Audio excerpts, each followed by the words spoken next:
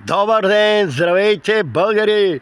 Честита велика победа! България влезе вече в Шенген! Кой го казва това? Милян Петров? Не.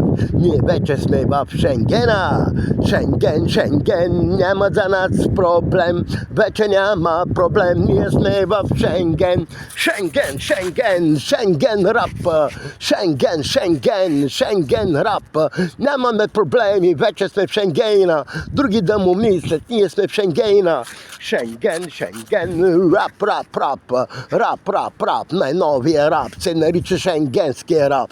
Защо е най-новия? Защото току-що го изпълня Илян Петров Ненев от България. Къде се намираш, Иляне?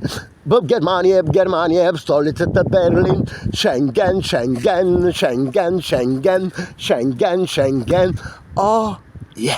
Обичам и българи, вече сме Шенген. Бъдете спокойни, няма страшно. Обичам ви да живее България, Бог да благослови България и целият свят. Това е, приятели, обичам ви. Целувки.